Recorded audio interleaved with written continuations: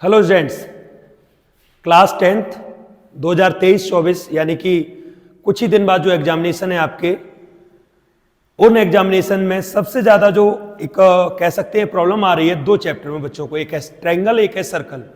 तो आज हम लोग ट्रायंगल को स्टडी करेंगे लेटेस्ट सिलेबस के अकॉर्डिंग। लेटेस्ट सिलेबस में इसलिए हाईलाइट कर रहा हूं कि कई बार अगर हम पुरानी बुक्स को उठाते हैं तो उसमें क्लियर ही नहीं कर पाते हैं कि कौन सी चीज अभी हमारे करंट सिलेबस में है और कौन सी चीज करंट सिलेबस में नहीं है।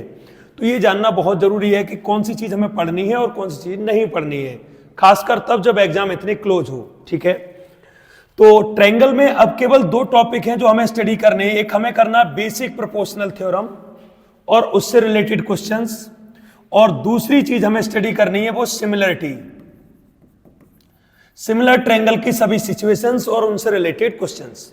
यानी केवल दो ही टॉपिक हैं जो हमारे करंट सिलेबस में है, वो है एक बीपीटी बेसिक प्रोपोर्शनल थ्योरम और एक है सिमिलर ट्रायंगल की सभी कंडीशंस और उनसे रिलेटेड क्वेश्चंस। ठीक है, तो आइए आज हम एक टॉपिक को क्लियर करेंगे। हम सिमिलरिटी पर काम करेंगे, बीपीटी पर काम करेंगे पहले, और फिर हम उससे रिलेटेड क्वेश्चंस भी कराएंगे। मैं 2 क्लास में पूरा चैप्टर कंप्लीट कर दूंगा आपका ट्रायंगल। इस 2 क्लास के बाद आपको फिर कहीं और से ट्रायंगल तैयार करने की नीड ही नहीं रहेगी। इन 2 क्लास को कवर करने के बाद आप फुल मार्क्स लाएंगे इस ट्रायंगल चैप्टर में।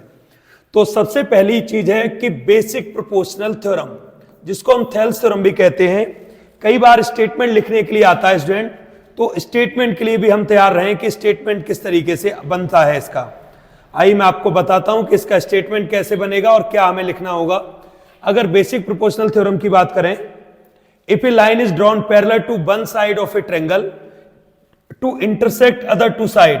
अगर किसी ट्रायंगल में हम एक लाइन खींचते हैं जो बाकी की दोनों साइड को इंटरसेक्ट कर रही है कहीं पर भी, not necessary it will be the mid points, कहीं भी, बस कंडीशन एक है कि ये लाइन इसके पैरेलल होनी चाहिए। Then the other two side divide in the same ratio. तो बाकी की जो 2 साइड क्रिएट होती हैं, मींस ए बी और ए सी, वो सेम रेशियो में डिवाइड हो जाती हैं। यानी कि A D upon B D equal होगा ए ई अपॉन ई सी के। ठीक है, कई बार एक बहुत बड़ा कंफ्यूजन होता है कि अगर हम इस साइड से लिखना चाहें तो मैं कहूंगा लिख सकते हो, नो प्रॉब्लम। आप लिख सकते हैं B D upon A D equal E C upon A E को भी। यानी कि बस इस बात का ध्यान रखना है, कभी ऐसा मत कर देना कि AD upon BD and equal to EC upon AE, ये गलत हो गया, ये तरीका गलत है। बताता हूं क्यों। आप जिस डायरेक्शन को फॉलो करेंगे उसी को ही कंटिन्यू करना है। अगर हम A से लिखना शुरू करते हैं तो AD अपॉन BD और AE अपॉन EC ये चलेगा। अगर आप B से लिखना शुरू करते हैं बॉटम साइड से, तो then you can write it VD upon AD EC upon, ये तरीका भी काम करेगा। लेकिन ये लिखना सही नहीं होगा कि हम AD अपॉन BD फिर हम बॉटम से आ गए। ये अगर आप ऐसा कहीं अरेंज करते हैं तो वो गलत माना जाएगा और आपकी कैलकुलेशन भी उसके अनुसार गलत हो जाएंगी। ठीक है, आइए अब जल्दी से इस थ्योरम को हम लोग प्रूव कर लेते हैं, फिर इससे रिलेटेड क्वेश्चंस भी करेंगे। आप ध्यान रहे स्टूडेंट, कई बार एग्जाम में मैंने ऐसे क्वेश्चन देखा है इस तरीके से कि state and prove, state and prove BPT, इस तरीके से लैंग्वेज लिखकर आती है कि बस इतना सा क्वेश्चन आ जाएगा स्टेट एंड प्रूव। तो ध्यान रखना, स्टेट एंड प्रूव का सेंस ये है कि आपको ही स्टेटमेंट लिखना है और आपको ही प्रूव करना है। तो स्टेटमेंट भी इस थ्योरम का दिमाग में रखना, बेसिक प्रोपोर्शनल थ्योरम का। आइए हम इसका प्रूफ करके दिखा देते हैं आपको, जिससे कि आप लोगों को अगर इसका प्रूफ एग्जाम में आता है तो वो भी तैयार रहे। चलिए भाई, एक ट्रायंगल बना लेंगे और उस ट्रायंगल में 2 डिस्टिंक्ट पॉइंट लेंगे हम, D और E, और इस बात का ध्यान रखेंगे कि DE पैरेलल होनी चाहिए BC की। तो इस चीज को हम मेंशन कर लेंगे गिवन में कि in triangle ABC D and E are 2 points on AB and AC। और एक बात का और ध्यान रखेंगे कि DE आपकी पैरेलल होनी चाहिए BC के, DE पैरेलल होनी चाहिए BC के। टू प्रूव हमारा टारगेट क्या रहेगा इस थ्योरम में कि जो डिस्टिंक्ट टुकड़े बने हैं AD upon BD must be equal to AE upon EC, ये टारगेट रहेगा हमारा। ठीक है, इस थ्योरम को प्रूव करने के लिए करना क्या है, हमें एक परपेंडिकुलर ड्रॉ करना है पहले ई से, कोई भी नाम दे लीजिए, मान लीजिए ई एम नाम दे लिया हमने, ड्रॉ कर यहां पर, यहां लिखेंगे draw E M perpendicular to A B. ठीक है, वो पूरी ए बी पर ही है, आप चाहें तो केवल एडी लिख सकते हैं, लेकिन ए बी पर भी लिख सकते हैं, कोई ऐसा इश्यू नहीं है। अब एरिया फाइंड आउट करेंगे, area of triangle A D E, area का फॉर्मूला बनता है 1/2 बेस इंटू हाइट। तो आप देखिए 1/2 बेस एडी और हाइट हो जाती ईएम। कई बार बच्चों को कंफ्यूजन होता है कि डीई बेस क्यों नहीं है, कई बार लगता है उनको कि जो बॉटम वाली साइड है वही बेस होगी, ऐसा जरूरी नहीं है। हर ट्रायंगल की प्रत्येक साइड बेस बन सकती है, शर्त सिर्फ इतनी सी है कि परपेंडिकुलर किस साइड को मीट कर रहा है, परपेंडिकुलर जिस साइड को मीट करेगा वही साइड बेस हो जाती है, इसलिए बेस आएगा एडी और हाइट हो जाएगी ईएम, एडी इंटू ईएम। इसी से जुड़ा हुआ एक ट्रायंगल और मैं आपको दिखा रहा हूं, ये एक ट्रायंगल यहां से इस तरीके से बन रहा है VDE। तो इस ट्रायंगल का भी एरिया हम लोग निकालेंगे, एरिया ऑफ BDE, इस ट्रायंगल का एरिया आएगा 1/2 BD इंटू ईएम। यहां भी एक डाउट होता है बच्चों को कि बेस तो ये है लेकिन हाइट तो बाहर जा रही है ट्रायंगल से, ये हो सकता है in case of obtuse angle triangle.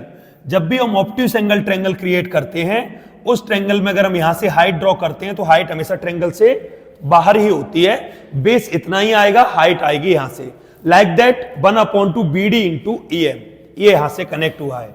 अब हम इनको अपॉन में रखेंगे कि हमें एडी अपॉन बीडी क्रिएट करना है, इसलिए तो area of ADE upon area of VDE सामने आएगा 1/2 AD into EM upon 1/2 BD into EM.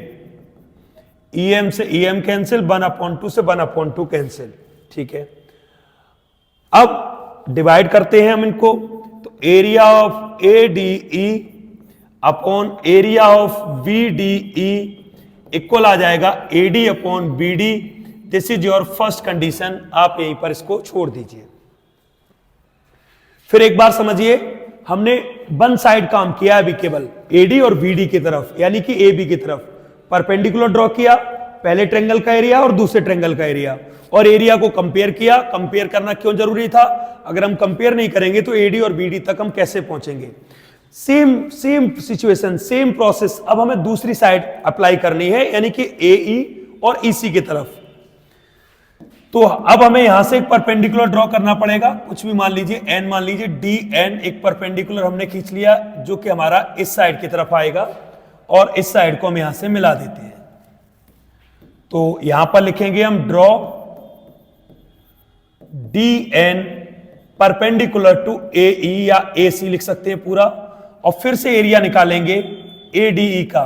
तो इस बार एरिया ऑफ एडीई आएगा 1/2 AE इंटू DN। आप देख सकते हैं, क्योंकि आप इस परपेंडिकुलर के लिए काम कर रहे हैं तो दैट मींस बेस भी तो चेंज हो जाएगा। अभी बेस AD ले रहे थे, बेस क्या लेंगे AE। तो उसी तरीके से दूसरे ट्रायंगल पर भी काम करेंगे। आपका ये ट्रायंगल है CED में, ट्रायंगल CED में काम करेंगे, CDE में कह लीजिए, CDE में काम करेंगे। तो इस ट्रायंगल का एरिया आ जाएगा 1/2 EC इंटू DN। वही परपेंडिकुलर फिर से सेम रहेगा, परपेंडिकुलर पर कोई फर्क नहीं पड़ने वाला, सेम परपेंडिकुलर काम करेगा।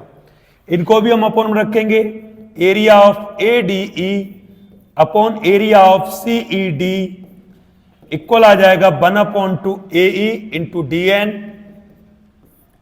And 1/2 EC into DN। ठीक है, यहां से आपका ये DN से DN कैंसिल, 1/2 से 1/2 कैंसिल, और आपका ये क्रिएट हो जाएगा area of ADE upon area of CED equal AE upon EC। Equation number second. अब आप एक चीज ऑब्जर्व करेंगे बीपीटी के केस में कि जैसा वर्क लेफ्ट हैंड साइड हुआ था, सेम वर्क हमने राइट हैंड साइड किया है। जैसा वर्क हमारा AD और BD के लिए हुआ, वैसा ही वर्क AE और EC के लिए हुआ, उनको भी कनेक्ट कर लिया। अब हमारा टारगेट क्या है, किसी तरीके से हम इनको इक्वल कर लें। हम कर लें कि AD अपॉन BD बराबर AE अपॉन EC होगा। तो AD अपॉन BD बराबर AE अपॉन EC लाने के लिए जरूरी है कि इनकी लेफ्ट हैंड साइड भी इक्वल हो, और लेफ्ट हैंड साइड को इक्वल लाने के लिए हमें क्या करना पड़ेगा कि देखना पड़ेगा कि लेफ्ट हैंड साइड में क्या क्या कंपोनेंट्स हैं। तो देखिए पहले ADE, यहां भी ADE मैच कर रहा है, अच्छी बात है, ये एक हिस्सा तो मैच किया। अगर काश डिनोमिनेटर भी इक्वल हो जाते तो मैं कह देता कि लेफ्ट हैंड साइड इक्वल है, that's why right hand side भी इक्वल होगी। अब डिनोमिनेटर कैसे इक्वल हो जाते, उसके लिए हम लोग 9th क्लास में एक थ्योरम लगती है, उसका हम इस्तेमाल करेंगे। Two triangle are on the same base and between same parallel line. एक ट्रायंगल मैं आपको ये दिखा रहा हूं, गौर से देखिएगा, BDE, और दूसरा ट्रायंगल इधर ये रहा आपका। आप इन दोनों में देखेंगे ये वाली साइड कॉमन है, कॉमन बेस। तो ये इसी बात को यहां पर लिखना है, triangle BDE and triangle CED are on the same base, are on the same base and between same parallel line, and between same parallel line, same base पर होंगे और सेम पैरेलल लाइन में भी होंगे। So area of VDE equal होगा area of CED।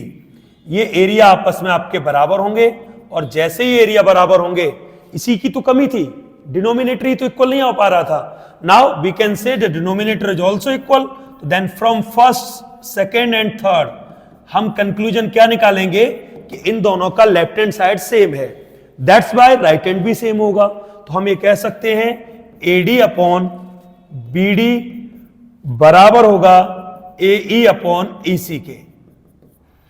ये आपका proof हो जाता है BPT थ्योरम का, जिसके एग्जाम में डायरेक्टली आने के बहुत चांसेस हैं। स्पेशली बेसिक वाले पेपर में तो बहुत ज्यादा चांसेस हैं कि आएगा ही आएगा थ्योरम प्रूव करने के लिए। बेसिक प्रोपोर्शनल थ्योरम बहुत प्रेडिक्टेबल है, जो एग्जाम में अक्सर आती है। तो इसको अच्छे से समझ लें, एक दो बार रिपीट करेंगे तो पक्का हो जाएगा कि basic theorem, basic proportional theorem कैसे वर्क करता है। अब हम काम करेंगे सिमिलरिटी की सभी कंडीशंस पर, आपको सिमिलरिटी भी समझाते हैं, और फिर हम कुछ क्वेश्चंस कराएंगे आज जो आपको सिमिलरिटी और BPT से रिलेटेड होंगे, शॉर्ट आंसर टाइप क्वेश्चंस। आइए, सिमिलर दो ट्रायंगल आपस में जब सिमिलर कहते हैं हम, दो ट्रायंगल जब हम सिमिलर कहते हैं तो तीन कंडीशन उसमें अप्लाई होती हैं। समझा देता हूं एक एक करके मैं आपको। पहली शर्त है एंगल एंगल एंगल कंडीशन। हम इसको, क्योंकि हमें एक बात पता है कि अगर दो एंगल इक्वल हैं किसी ट्रायंगल में तो तीसरा तो इक्वल होगा ही होगा। तो कई बार हम इसको सिर्फ केवल इतना बोल सकते हैं कि हम ए प्रॉपर्टी इसको बोल सकते हैं, ए क्राइटेरिया ऑफ सिमिलरिटी, क्योंकि दो अगर इक्वल है तो तीसरा तो इक्वल होगा ही। ध्यान रखना एक शब्द यहां पर आता है करस्पॉन्डिंग, बार बार यूज करूंगा मैं, करस्पॉन्डिंग। करस्पॉन्डिंग शब्द का मतलब क्या होता है कि अगर आप ट्रायंगल का नाम ABC और ट्रायंगल का नाम PQR लिख रहे हैं, उस कंडीशन में एंगल A P के ही इक्वल होगा, B Q के ही इक्वल होगा, और C जो है वो R से ही कनेक्ट होगा। इसे कहते हैं करस्पॉन्डिंग। ये डायग्राम चाहे कैसे भी बना लीजिए आप, लेकिन यहां पर जिस कंडीशन में आप नाम लिखे हुए हैं उसी कंडीशन में एंगल कनेक्ट होनी चाहिए, तभी सिमिलरिटी आपकी क्लियर होगी। तो पहली शर्त यह है कि अगर दो ट्रायंगल में एनी टू करस्पॉन्डिंग एंगल्स अगर मैच कर जाते हैं, यानी कि सेम आ जाते हैं, तो हम उन ट्रायंगल को सिमिलर ट्रायंगल कहेंगे। फॉर एग्जांपल ये 40 डिग्री का है, ये भी 40 डिग्री का है, ये 60 डिग्री का एंगल है और ये भी 60 डिग्री का एंगल है, देन हम कहेंगे कि ट्रायंगल ये हमारे सिमिलर है। तीसरे एंगल की कैलकुलेशन करने की कोई नीड नहीं है, ठीक है। हम इसे बाय ए प्रॉपर्टी से कह सकते हैं कि अगर दो एंगल मैच कर जाते हैं तो हम ट्रायंगल को सिमिलर कह देंगे। Most of the time questions करते समय बच्चों यही वाली प्रॉपर्टी अप्लाई होगी ज्यादातर बार, ठीक है। दूसरी कंडीशन क्या है, दूसरी कंडीशन को समझते हैं। दूसरी कंडीशन को भाई SSS कंडीशन कहते हैं। इसमें जो भी दो ट्रायंगल हैं उनकी करस्पॉन्डिंग साइड में, फिर इस्तेमाल कर रहा हूं करस्पॉन्डिंग वर्ड, ए बी अगर यहां लिया है तो नोटिस करिए ए बी के साथ यहां पर क्या आना चाहिए, PQ। अगर मैंने यहां से BC पिक किया है तो BC के साथ क्या आएगा, QR, और अगर मैंने यहां AC पिक किया है तो AC के साथ क्या आएगा, PR। यह बात बहुत अच्छे ध्यान रखिएगा, ये कई जगह काम आएगी। जैसे कोई भी ट्रेंगल है, मान लीजिए ए पी क्यू, और मुझसे कहा है सिमिलर है वो बी बी क्यू या बी एक्स वाई के।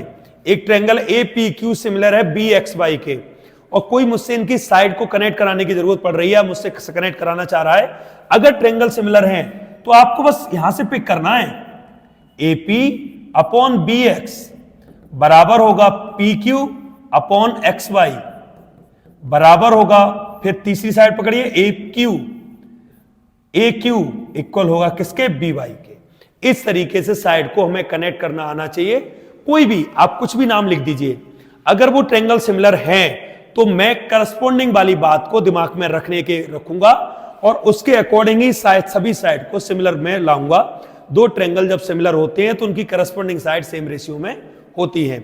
मैं बहुत डिटेल में यहां पर इसलिए नहीं जा रहा हूं कि मैं एग्जाम के पॉइंट ऑफ व्यू से पढ़ा रहा हूं, इसलिए मैं यहां पर सिमिलरिटी या कॉन्ग्रुएंसी में क्या डिफरेंसेस है उन सब चीजों पर डिस्कस नहीं कर रहा हूं। तीसरी कंडीशन आपकी यहां पर SAS भी बनती है। SAS कैसे रेट करती है समझ लेते हैं हम लोग, कि कोई भी दो करस्पॉन्डिंग साइड अगर सेम रेशियो में है और उनके बीच का angle like AB upon PQ and BC upon QR, आप यहां पर नोटिस करेंगे AB और PQ, BC और QR ये हमारे सेम रेशियो में आ गई। तो सिमिलर करने के लिए क्या जरूरी है, इनके बीच का एंगल इक्वल होना। जैसा कि आप देख सकते हैं यहां भी 60 है, यहां भी 60 है, तो हम लिख सकते हैं B इक्वल किसके होगा, Q के। तो अगर इस तरीके की सिचुएशन बनती है, जो कि बहुत कम रेयरली बनती है, मोस्टली यहां पर इन दो की जरूरत पड़ेगी। मैं आपको बता दूं पहले ही, इन दो की बहुत ज्यादा जरूरत पड़ती है इस चैप्टर में।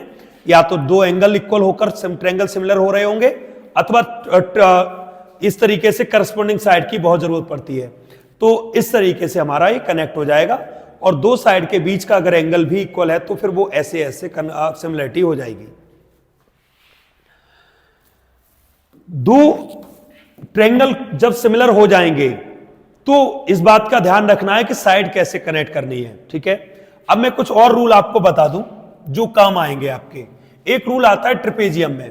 ट्रिपेजियम में इस तरीके से रूल बनता है कि आप लोगों को बताया गया है बीपीटी से रिलेटेड कुछ नियम है, ये उन्हीं चीजों को मैं रिवाइज कर रहा हूं। देखिए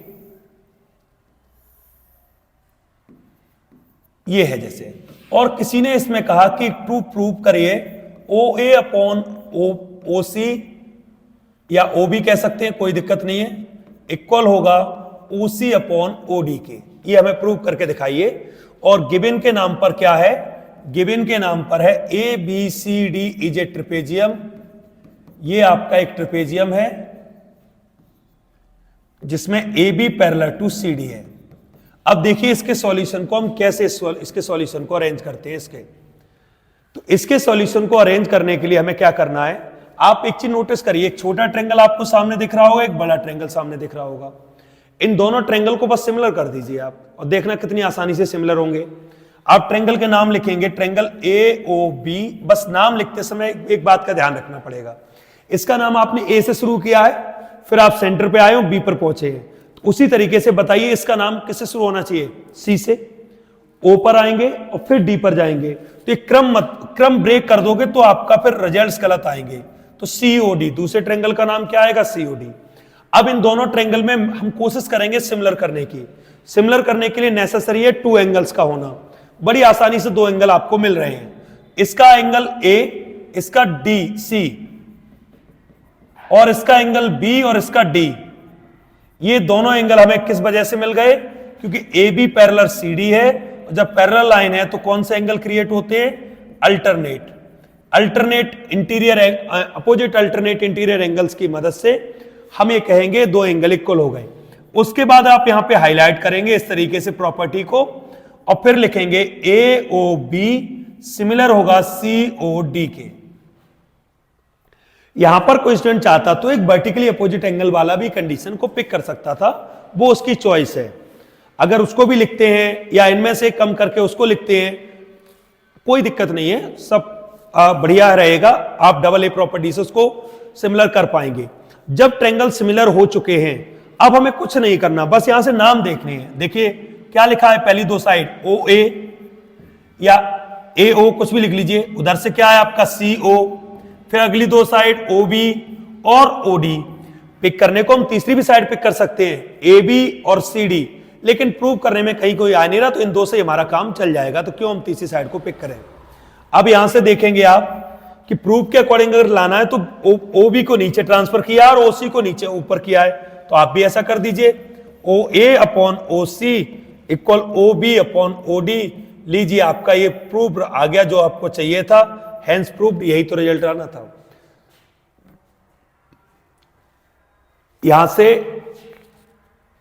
ये OB को नीचे लाएंगे, सॉरी OB को नीचे लाएंगे और यहां पर लाएंगे हम OC को, ठीक है। तो OA upon OB equal OC upon OD, आपके रिजल्ट यहां पर क्रिएट हो गए, ठीक है। कुछ जगह हमने कंफ्यूजन देखा है, उस कंफ्यूजन को मैं दूर कर दूं। कई बार एक स्टूडेंट को ही लगता है कि बीपीटी कब यूज करनी है और सिमिलरिटी कब यूज करनी है, ठीक है। मैं आपको इस कंफ्यूजन को ऐसे दूर करूंगा, अगर कभी किसी ट्रायंगल में, जैसे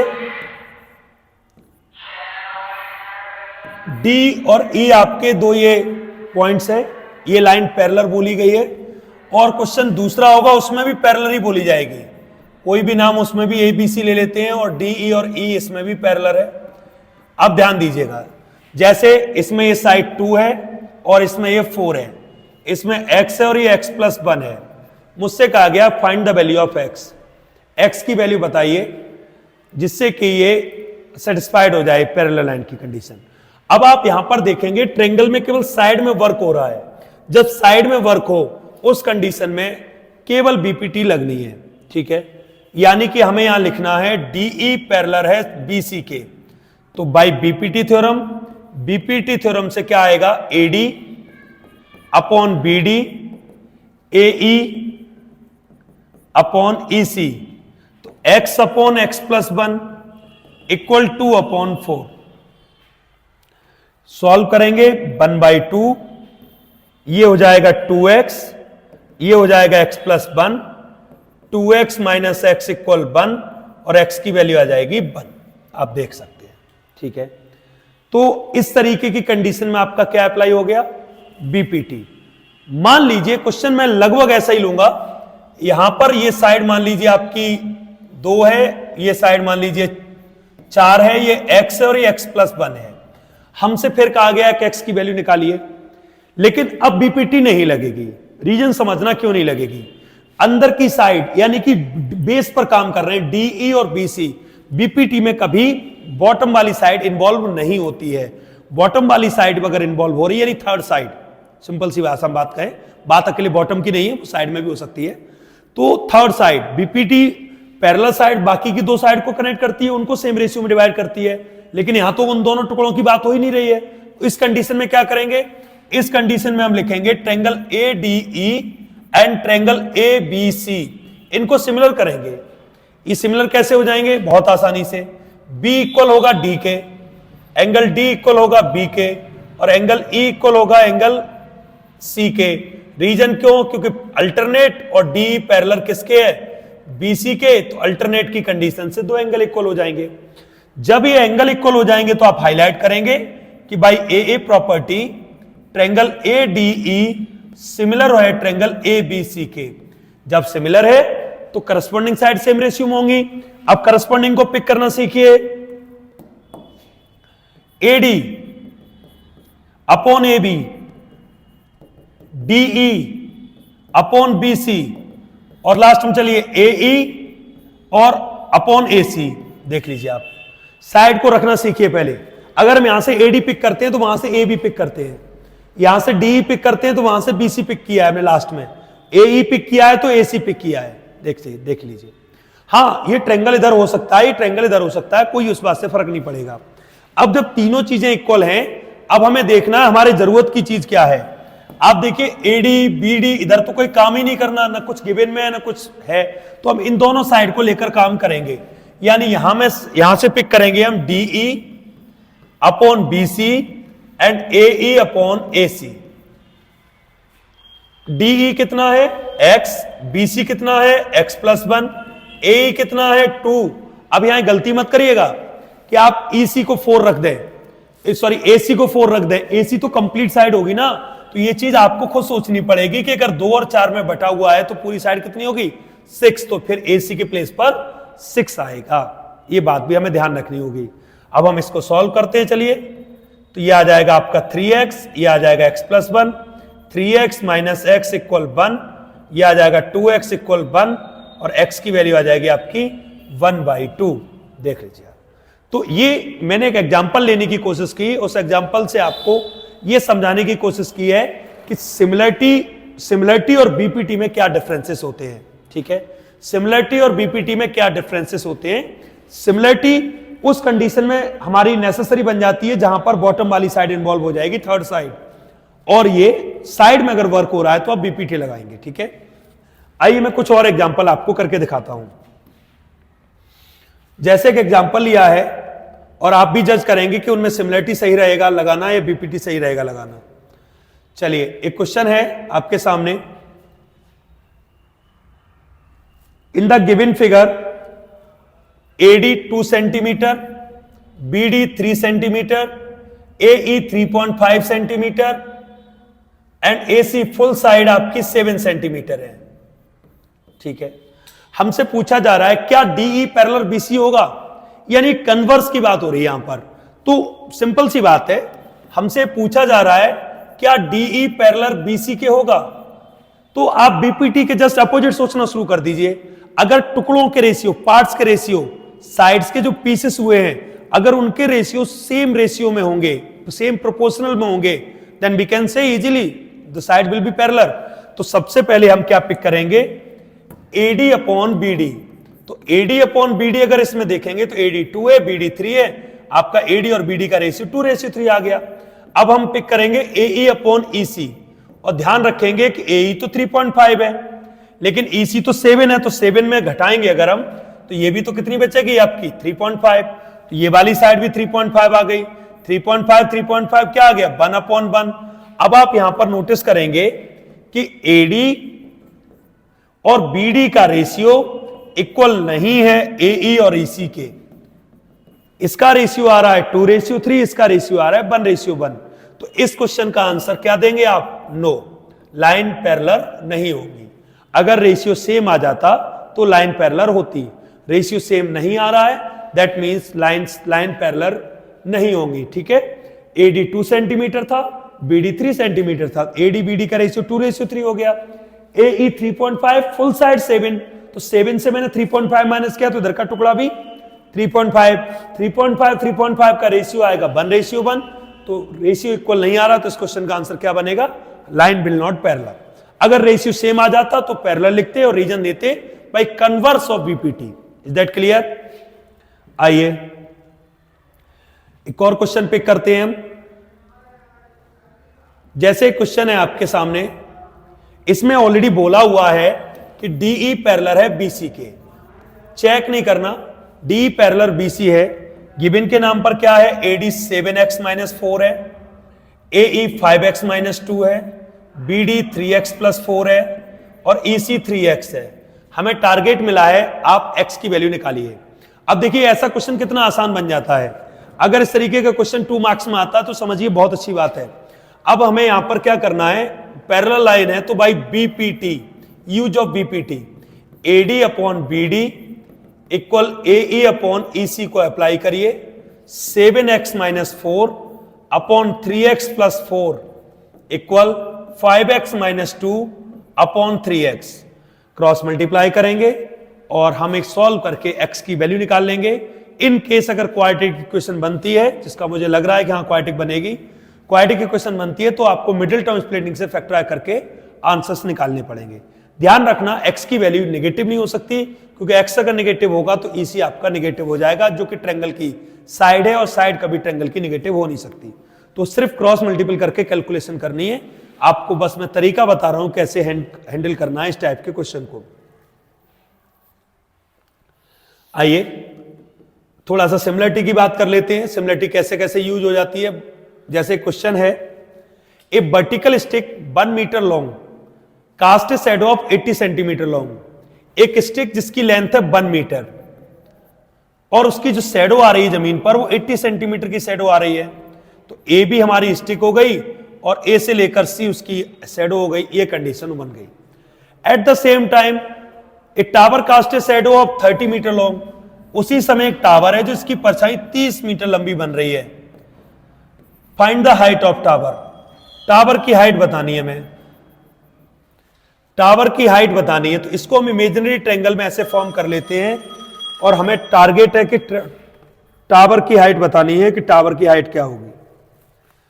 अब देखिए इसमें इसको h मान लेंगे और ये 90 और ये 90, ठीक है। अब यहां पर एक चीज नोटिस करेंगे आप, एट द सेम टाइम, ये शब्द इस्तेमाल हुआ है eight the same time. Eight the same time से क्लियर होता है कि जो भी लाइट का सोर्स होगा, सन मान लीजिए या अदर कोई सोर्स होगा, उसका एंगल उस पर्टिकुलर टाइम पर सेम ही रहेगा।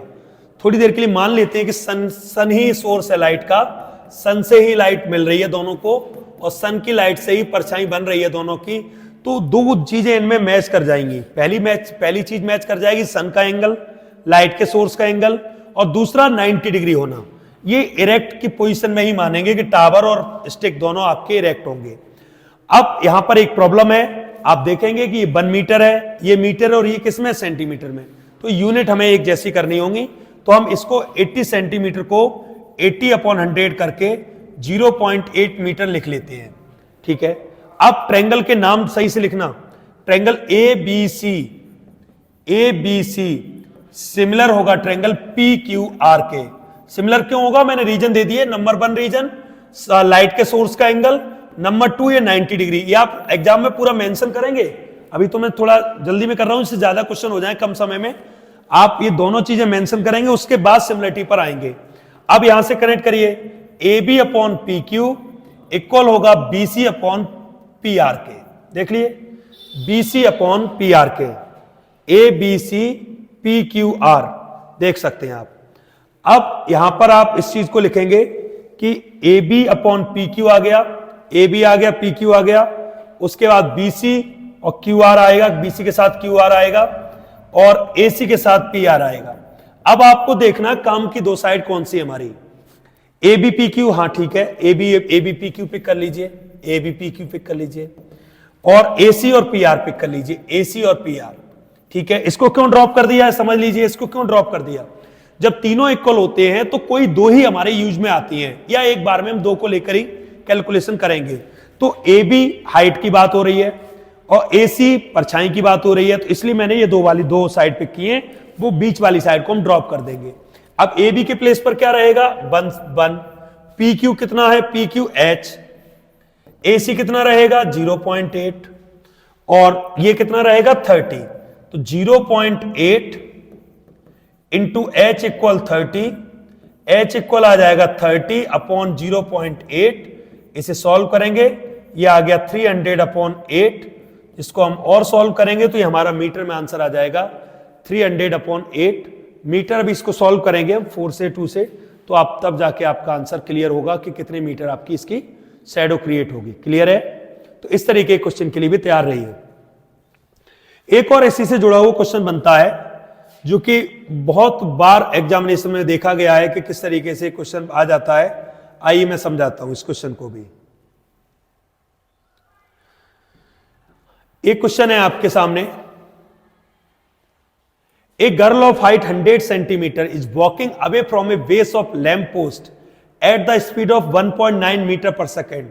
If the lamp post is 5 metre above the ground, find the length of her shadow after 4 second. इसका डायग्राम कैसे क्रिएट करेंगे, एक लैम्प पोस्ट है जो 5 मीटर हाइट का है, एक लड़की जिसकी खुद की हाइट 100 सेंटीमीटर है, 100 सेंटीमीटर ध्यान रखिएगा, 100 सेंटीमीटर, और मूव कर रही है लैम्प पोस्ट से दूर की तरफ जा रही है 1.9 मीटर पर सेकेंड की स्पीड से। उसकी स्पीड है 1.9 metre per second. Question is demanding his shadow, her shadow after 4 second, 4 second के बाद उसकी परछाई क्या बनेगी। तो स्टूडेंट सबसे पहले हमें पता करना होगा कि 4 सेकेंड में वो कितना मूवमेंट करेगी। स्पीड है 1.9 मीटर पर सेकेंड, टाइम है हमारा 4 सेकेंड। तो अगर डिस्टेंस के फॉर्मूले की बात की जाए तो डिस्टेंस का फॉर्मूला होता है स्पीड इंटू टाइम, तो 1.9 इंटू 4 ये आ जाएगा 7.6 मीटर। तो ये वाली डिस्टेंस आ जाएगी आपकी 7.6 मीटर। देख लीजिए, यानी सबसे पहले हम ये पता लगा रहे हैं कि 4 सेकंड में वो लड़की लैंप पोस्ट से कितना दूर पहुंच जाएगी। तो स्पीड इनटू टाइम फॉर्मूले से हमने सबसे पहले ये पता लगाया कि 4 सेकंड में वो लड़की 7.6 मीटर दूरी पर पहुंच जाएगी। अब यहां से उसकी शैडो क्रिएट होगी।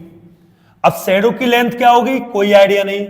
हम शैडो की लेंथ को x मान लेते हैं और दो ट्रायंगल बन जाती हैं। आप यहां पर नोटिस करिएगा, ठीक है। अब यहां पर भी एक प्रॉब्लम है, ये मीटर, ये 100 सेंटीमीटर, तो इसको भी हम 1 मीटर कर लेंगे।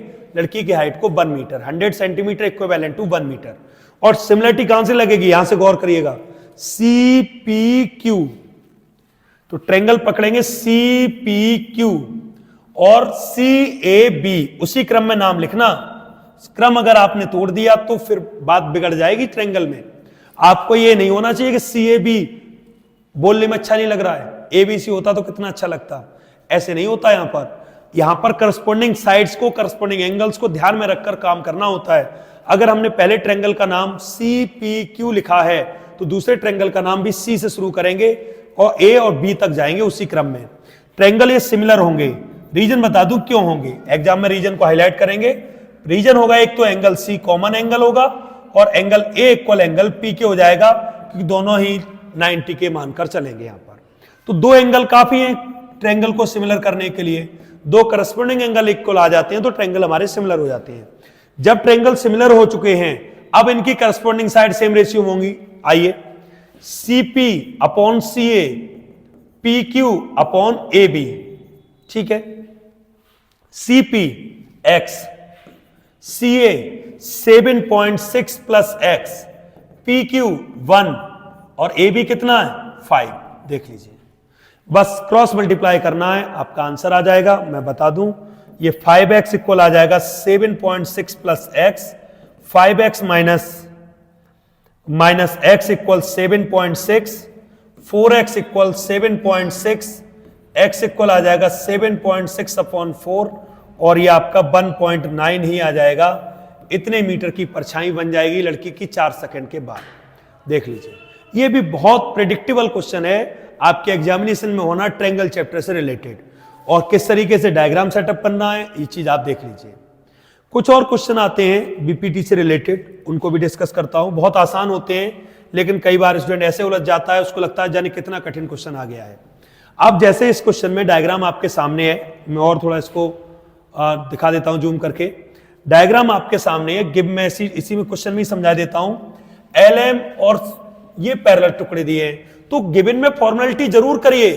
क्वेश्चन में लिखा है तो क्या हो गया, आप गिवन में लिखिए क्या गिवन में, उसके बाद टू प्रूफ का स्टेटमेंट तैयार करिए कि टू प्रूफ में क्या है, उसके बाद सॉल्यूशन पे आइए। इस तरीके से एग्जाम में क्वेश्चन करना है ज्योमेट्री का।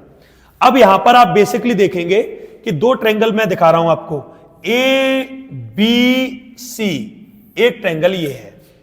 तो इन ट्रायंगल ABC, उसमें LM पैरेलल है BC के, LM पैरेलल है CB के। अब आप देखिए, जब लाइन पैरेलल है और AM और BM, आपको देखो टुकड़ों की बात जब होने लगे, समझ, ये एग्जाम में पहचानने का तरीका आपको बता रहा हूं मैं। प्रूव करने में आप देखेंगे AM BM, तो जब भी ये दिखे आपको कि टुकड़ों की बात हो रही है, आप समझ जाइए बीपीटी की बात हो रही है। बीपीटी ही लगनी है, क्योंकि टुकड़ों में साइड वाली लाइन के टुकड़ों में बीपीटी ही काम करती है। तो यहां से अगर मैं बीपीटी का यूज करूं तो देखिए क्या होगा, AM अपॉन MB बराबर, अब देखो ये इस बात का बहुत ध्यान रखना, अगर यहां से चले हो AM तो फिर अब यहीं से चलना है आपको, AL अपॉन LC, इसको इक्वेशन फर्स्ट बना लीजिए। अब यहां से दूसरा ट्रायंगल पिक करिए, ACD, ये ट्रायंगल देखिए दूसरा ट्रायंगल ACD, इसमें ये वाली साइड पैरेलल है LN। अब हम लिखेंगे इन ट्रायंगल ACD, इसमें LN पैरेलल है CD के। जब सिंगल ट्रायंगल लिखते हैं तो कोई नाम का इतना बड़ा इश्यू नहीं होता, आप ACD लिख लो, ADC लिख लो, लेकिन जब सिमिलर कर रहे होते हैं किसी से तो बहुत बड़ा ध्यान रखना पड़ता है। तो यहां भी बीपीटी का यूज करेंगे, तो देखो AL अपॉन LC बराबर होगा AN अपॉन ND के। तो an upon ND equal al upon LC. और ऐसे क्वेश्चन में मोस्ट ऑफ द टाइम यही होता है कि देखो एक साइड मैच कर गई, al अपॉन एलसी, तो फ्रॉम फर्स्ट एंड सेकेंड जब एक एक साइड मैच कर रही है तो हम ये कह सकते हैं कि am अपॉन mb बराबर होगा an अपॉन एनडी के। am अपॉन mb बराबर होगा an अपॉन एनडी के। ये आपके दो साइड बराबर हो गई, यानी दोनों इक्वेशन का कंक्लूजन ये है कि am अपॉन mb बराबर an अपॉन एनडी। ऐसे क्वेश्चन आपको जब भी मिले कि मल्टीपल लाइन पैरेलल हैं, अलग अलग ट्रायंगल्स में बीपीटी लगाइए और एक साइड जरूर मैच करेगी, और जैसे ही वो साइड मैच करे आप फिर दूसरी साइड को भी मैच करते हुए दिखा सकते हैं कि हाँ दूसरी साइड भी मैच कर रही है। तो जितने क्वेश्चन मैंने आज डिस्कस किए आज की इस क्लास में, ये सारे क्वेश्चन थे शॉर्ट आंसर्स। अभी ट्रायंगल चैप्टर के कुछ लॉन्ग क्वेश्चंस रह गए हैं जिनको हम नेक्स्ट क्लास में आपको बताएंगे, लॉन्ग क्वेश्चंस को। Thank you.